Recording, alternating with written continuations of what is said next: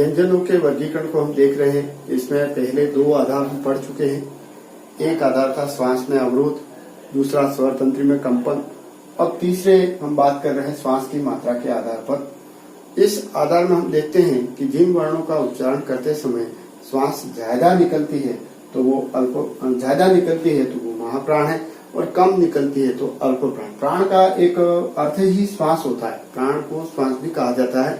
तो जहाँ जिनके उच्चारण में मुख से निकलने वाली वायु की मात्रा कम हो तो वो अल्प प्राण, और यदि ज्यादा है तो वो महाप्राण। जैसे प्रत्येक वर्णों में व्यंजनों के उच्चारण और स्वरों के उच्चारण में जहाँ कम मात्रा वाले कौन से वर्ण होंगे वो हम बात करते हैं। तो अल्प प्राण ध्वनियां कौन सी होगी? तो उसमें हम देखते हैं कि जैसे स्वरों का उच्चारण होता है निर्बाध होता है। तो निर्बाध होता है इसका मतलब कोई बाधा नहीं होती है, और बाधा नहीं होती है तो उनका उच्चारण बहुत आसानी से कम श्वास के साथ उच्चरित हो जाता है। तो अल्प प्राण में सभी स्वर ध्वनियां हैं वो होगी, सभी स्वर ध्वनियां अल्प प्राण ध्वनियां होती है। स्वर ध्वनियों के साथ अब हम बात करते हैं स्पर्श व्यंजनों में। तो स्पर्श व्यंजनों में प्रत्येक वर्ग का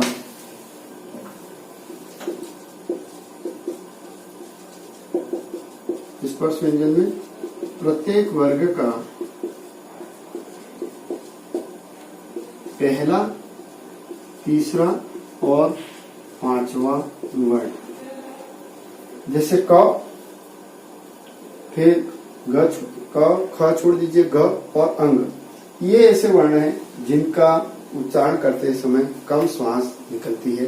क, घ, अंग, इसी तरह च, छ छोड़ दीजिए, च और य, ट, ड और न, और त, थ छोड़ दीजिए, द और ध छोड़ दीजिए, न। इस तरह से पहला, तीसरा, पांचवा प्रत्येक वर्ग का स्पर्श व्यंजन क से म तक जो है उसमें प्रत्येक वर्ग में 5-5 वर्ण, और उसमें पहला और तीसरा और पांचवा वर्ण होगा वो आपका स्पर्श व्यंजन में अल्प प्राण ध्वनि वाला होगा। दूसरे स्वरों के साथ हमेशा ध्यान रखना कि अर्ध स्वर जिनको कहा जाता है, मतलब अंतस्थ ध्वनिया वो अर्ध स्वर है, तो स्वरों के साथ इनका उच्चारण होता है। तो अंतस्थ ध्वनिया 4 आ जाएगी आपकी, जो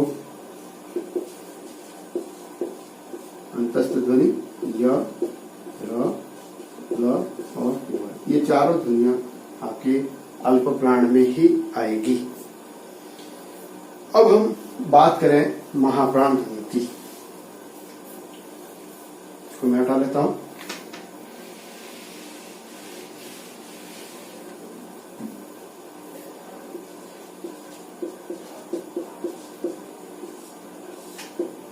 अब सभी स्वर ध्वनियां हैं वो तो अल्प प्राण में आप देख चुके हैं, तो स्वरों में तो कोई रहा ही नहीं जो महाप्राण ध्वनि के अंदर आता है। स्पर्श व्यंजन में पहला, तीसरा और पांचवा वर्ण आपने देखा था, तो इसको छोड़कर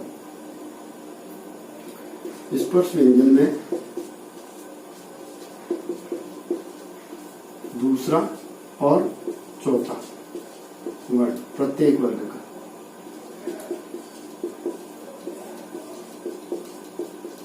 प्रत्येक वर्ग का दूसरा और चौथा वर्ण होगा स्पर्श व्यंजन में, वो महाप्राण ध्वनि होगी। और ऊष्म व्यंजन में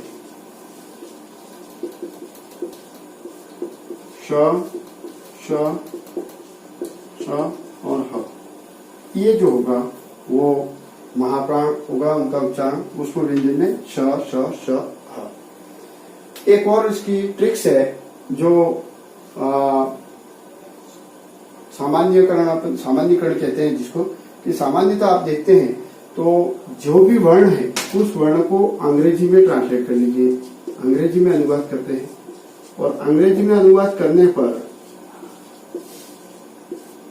जिसके साथ एच जुड़ा हुआ होता है वो ध्वनि महाप्राण ध्वनि होगी।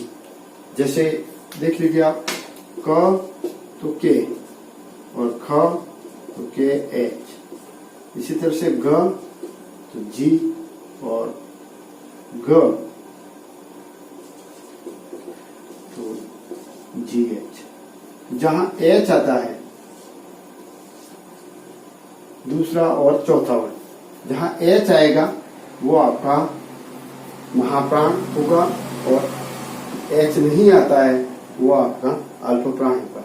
केवल एक जगह ध्यान में रखना होगा कि स ये ध्वनि होगी जिसमें H नहीं आएगा, इसके बावजूद भी यह ध्वनि है वो महाप्राण ध्वनि है। तो स को छोड़कर ये कह सकते हैं हम कि स को छोड़कर जितनी भी ध्वनियां है जिसमें H जुड़ा हुआ होता है तो वो ध्वनि महाप्राण ध्वनि होगी। तो इस तरह से आपके व्यंजनों का वर्गीकरण का टॉपिक पूरा होता है, जिसमें 3 आधार मुख्य रूप से माने गए और तीनों आधार में अलग अलग पर हमने बिंदु पर चर्चा की कि अवरोध के आधार पर, प्राण स्वर तंत्र में कंपन के आधार पर और श्वास की। आपको मेरा वीडियो पसंद आया हो तो लाइक करना मत भूलें और कंटिन्यूस अपडेट के लिए सब्सक्राइब बटन पर क्लिक करके बेल आइकन दबा देना, जिससे आपको मेरा नेक्स्ट वीडियो का नोटिफिकेशन मिल जाए।